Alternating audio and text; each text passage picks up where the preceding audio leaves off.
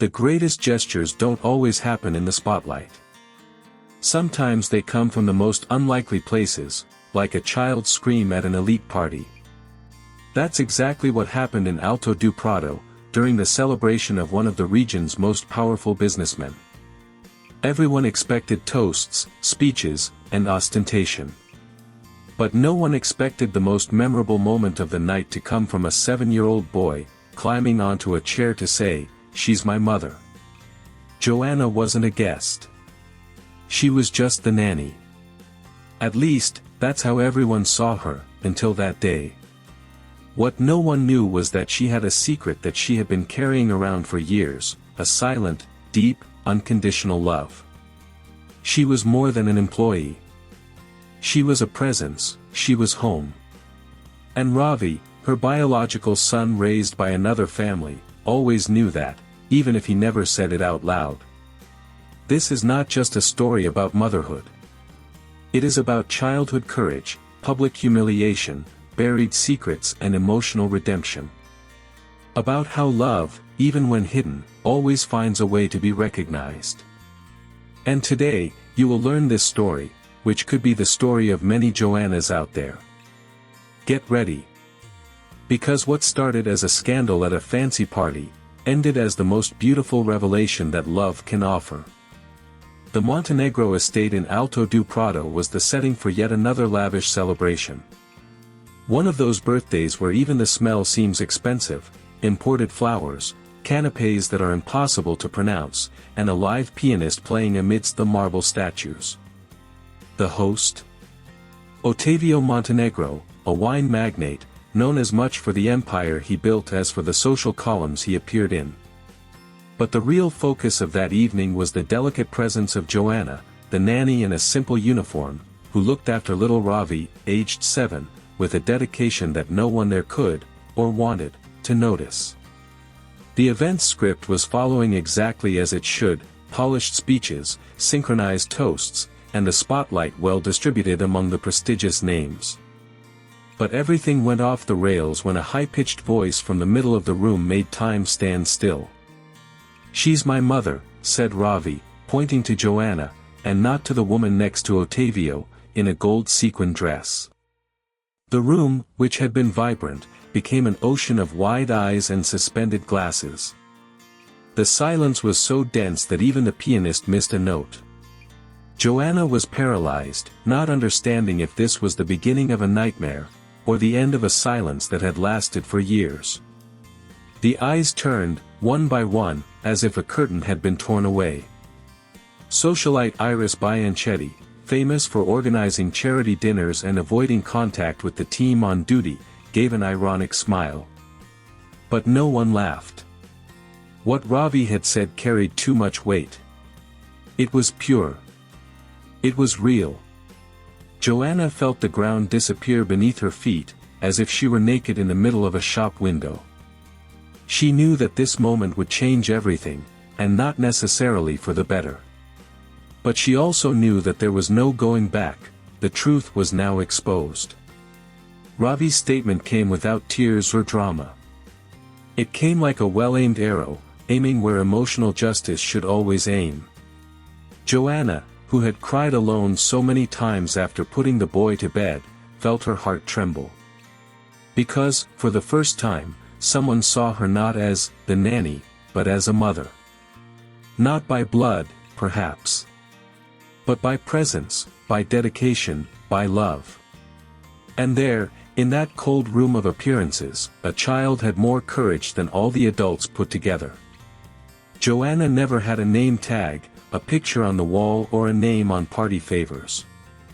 But if there was anyone who knew every detail of Ravi's routine, from the way he folded the bedsheet with his feet to his fear of thunder, it was her.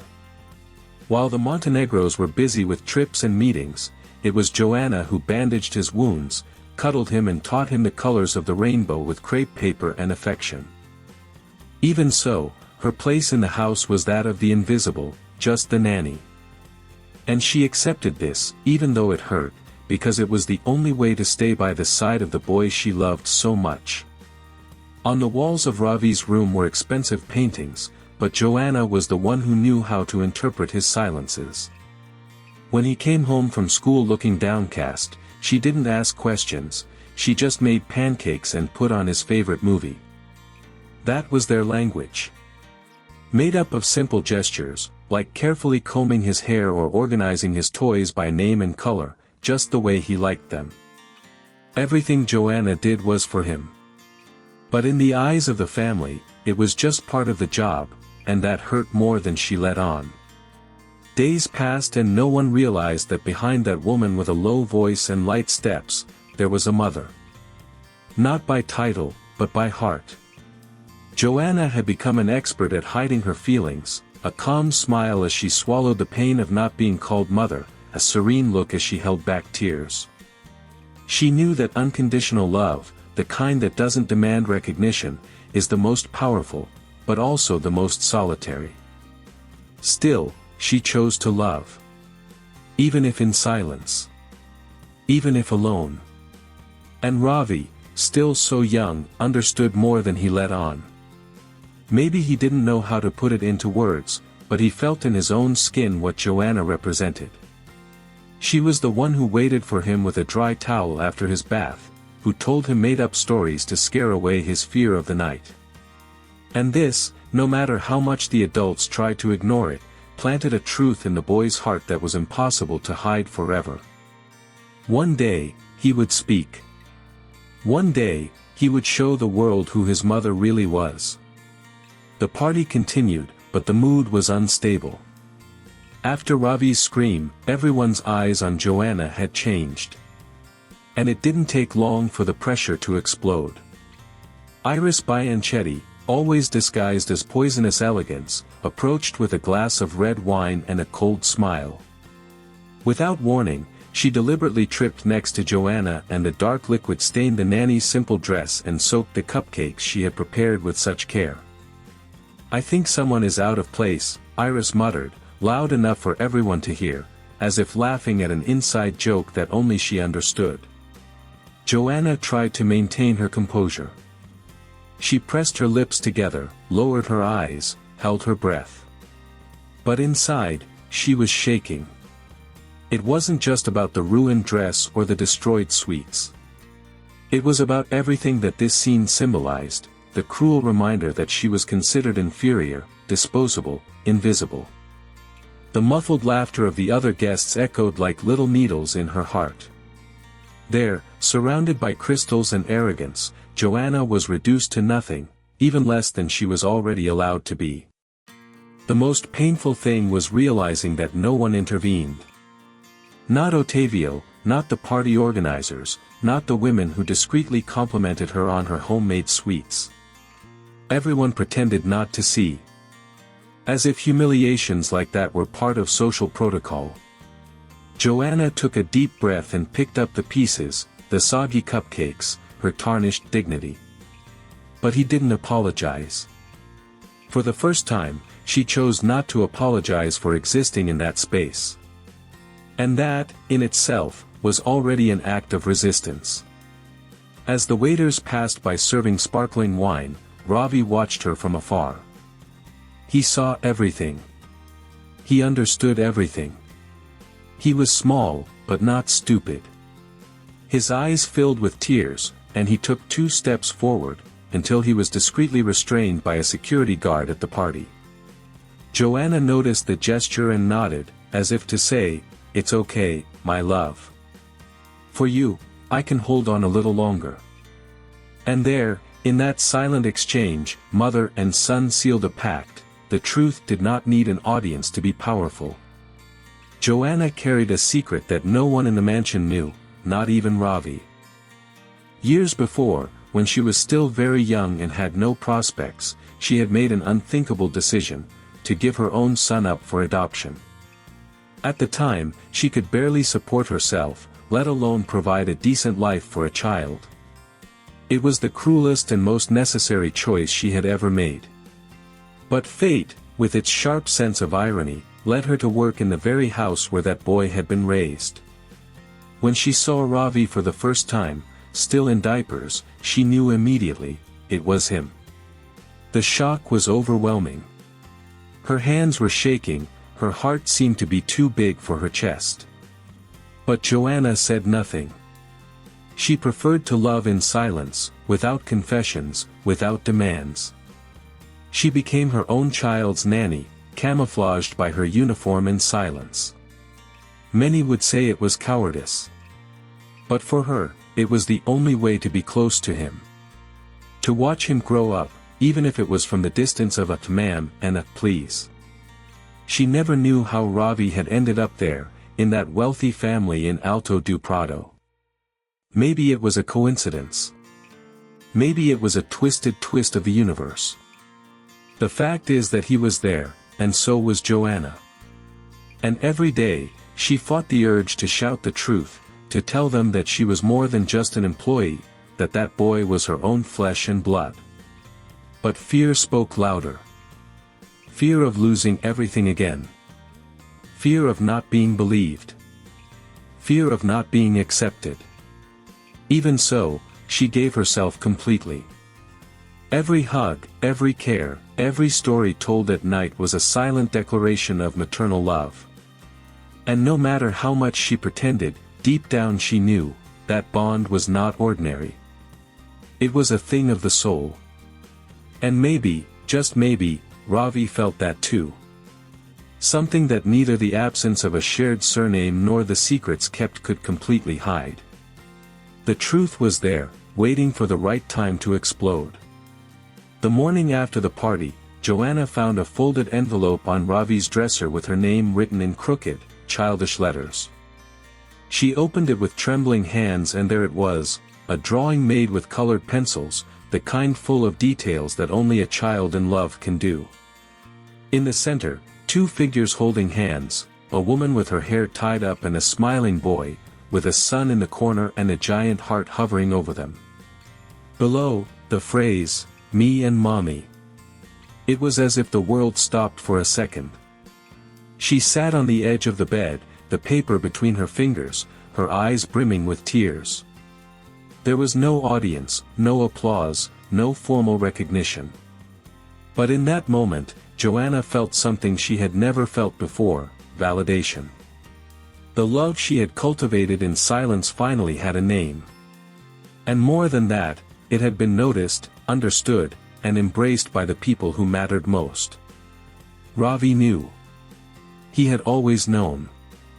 And now, he was saying it back, in his own way.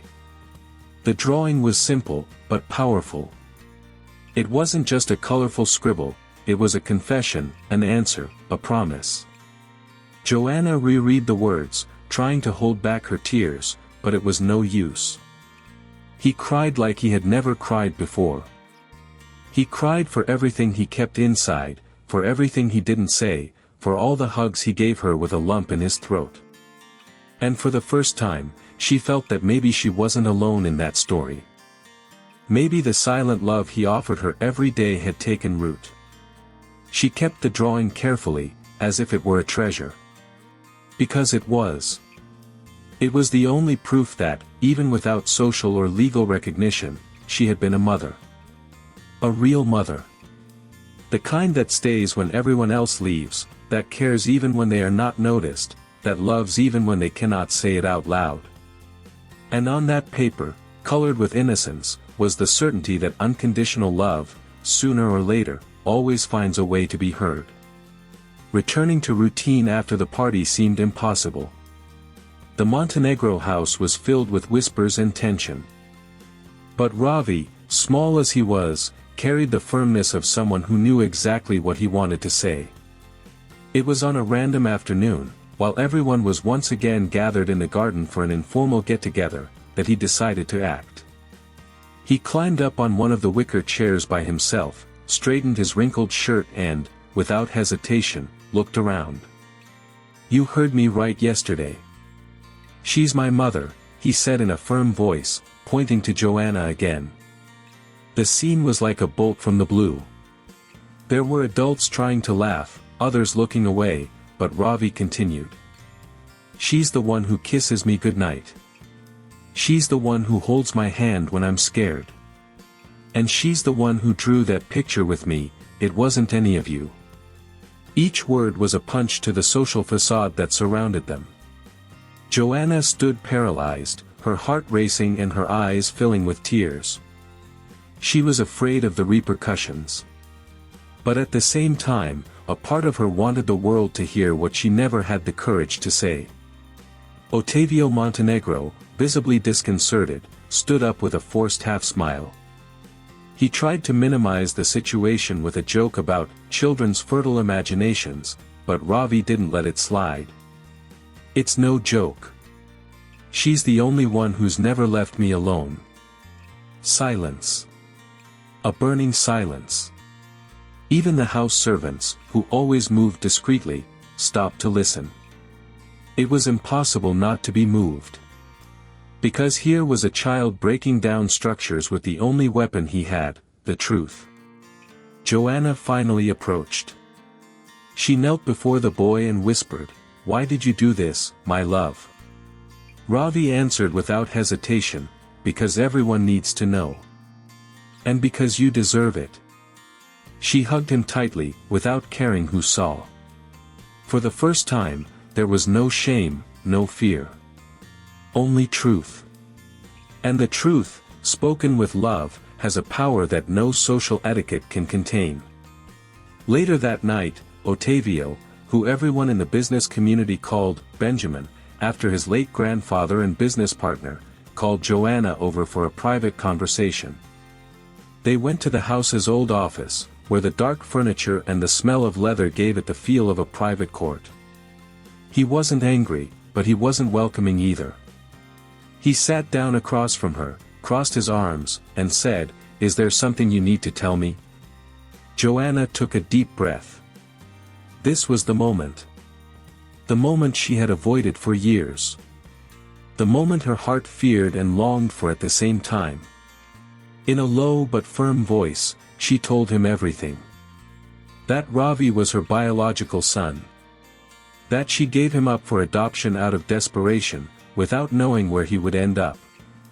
That she recognized him as soon as she saw him, when he was still a baby. And that, since then, she dedicated every day of her life to being close to him, even though she was hiding behind her title of nanny. Ottavio didn't react immediately. He remained silent, watching her with unreadable eyes. After a few minutes, he asked, "And why didn't you say anything before?" She answered with tears in her eyes, "Because I just wanted to see him grow up. Even from afar." The door opened with a soft creak. It was Ravi. He had heard part of the conversation and, like any child who loves without measure, he didn't hesitate to approach. "She's my mother. I don't want her to leave." The phrase, said simply, was more powerful than any argument. Ottavio looked at his son and saw there not a confused boy, but a determined, courageous child, full of love. For the first time, something in his father's rigid expression seemed to waver. There was no denying it, there was a real bond between the two. He didn't give her a definitive answer. He didn't promise anything.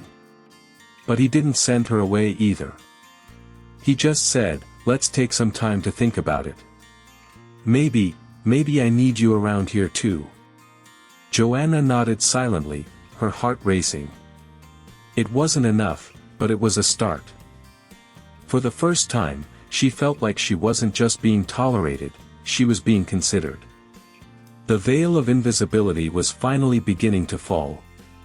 And maybe, for the first time in a long time, the future wouldn't seem like such a lonely place. The next day, the house was silent in a different way.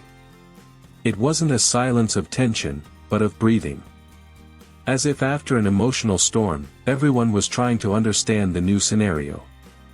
Joanna woke up before everyone else, as usual, but something was different. Instead of her usual uniform, Ottavio had left her a regular outfit to wear. With a simple note, "Today, you don't need to wear any kind of role. Just be yourself." It was a small gesture, but for her, it carried the weight of years of invisibility finally being broken. During breakfast, Ravi ran up to Joanna and hugged her in front of everyone. It was a routine gesture, but now it had a different meaning. There was no longer any hidden embarrassment, nor the looks that measured her every step.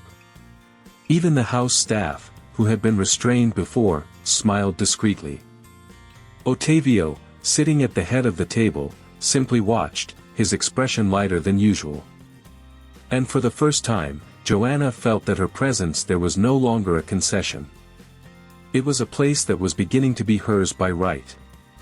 Late in the morning, as she was washing her hands in the kitchen sink, Joanna heard Ottavio approach. He spoke bluntly, in the pragmatic way he always used in business. "I don't know if I can call this forgiveness, but I think I understand." She nodded, without waiting for an explanation. Sometimes, just acknowledging that the pain existed is enough. He continued, "You stayed when no one else did. And that, well, that's worth more than a surname." Joanna didn't respond with words. She just smiled, that smile that brings peace after years of silent war. There was still much to be resolved. Nothing had been officially decided, no promises had been made. But in that home, there was now room for something new, hope. Joanna no longer carried the weight of a hidden love. Ravi knew. Ottavio knew. And most importantly, she knew her worth. The story was still being written, but for the first time, the pencil was in her hands. And when love is true, even if it takes time, recognition always finds a way to arrive. Joanna never had a home on paper. She didn't have a name on the mailbox or a photo on the living room shelf. But, little by little, she began to realize that home is something else. It's that place where presence is missed, where absence weighs heavily.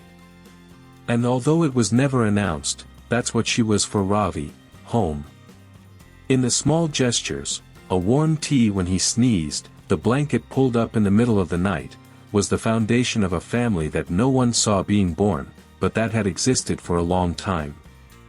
In the Montenegro household, the concrete structures slowly gave way to true bonds. Ravi called her Mom without hesitation. Ottavio, even without labels, included her in decisions about the boy. The other employees in the house began to treat her with a different, more human respect. She was not just the nanny. She was the woman who, in silence, rebuilt a bridge that should never have been broken. And it was in this silence that she understood, family does not need to be announced. It needs to be felt. Sometimes, she still found herself afraid of losing everything. But when she looked at Ravi, free, light, happy, she felt that she had done the right thing. Loving without demands, without impositions, was what made her stay. And now, this love, which had previously been whispered, echoed through the hallways of the house. The home that had formed between them did not come with a party or a certificate. But it came with truth, with dedication, with presence. And that was more than enough to call it, my place. Joanna knew that the coming days would still bring challenges. But she also knew that she was no longer alone. Because when love is genuine, it resists time, secrets, labels. It transforms pain into strength, absence into presence. And there, in that house in Alto do Prado, a new story began. Not like in fairy tales, but like in real stories, full of imperfections, but also of beauty. Because sometimes, the truest home is the one that was built, in silence. And you? Have you ever stopped to think about how many Joannas there are around you, women who build homes without recognition, who love in silence, who hold the world with a hug, but don't have the title of mother stamped on a frame? This story is not just about adoption, motherhood or invisible nannies. It is about seeing what society pretends not to see. About understanding that love does not need pomp to be real. Sometimes, the true bond is the one that has never been spoken out loud, but that is felt in the chest, in the presence and in the courage. Now tell me, who are the invisible people in your life? Who have you let go unnoticed? maybe today is the day to change that. To acknowledge, thank, embrace. Because sometimes, all someone needs is to be seen. And sometimes, that's all we need to do. If this story touched you in any way, share it with someone who needs to hear it. And take advantage, subscribe to the channel, activate the bell and come follow more stories like this. Because the world is already too noisy, here, we value what is said quietly, but it changes everything. If you've come this far, it's because you believe that true stories still matter. And here, on this channel, we believe that too. That's why, every week, you'll find stories that move, inspire and make you reflect on what really matters in life. So don't forget, subscribe to the channel, activate the bell and leave a comment saying what touched you most about this story. Your participation is what keeps this space alive. Share it with anyone who needs to hear this message. You might just change someone's day with a simple click. Thank you very much for watching, and see you in the next video with more stories that deserve to be told.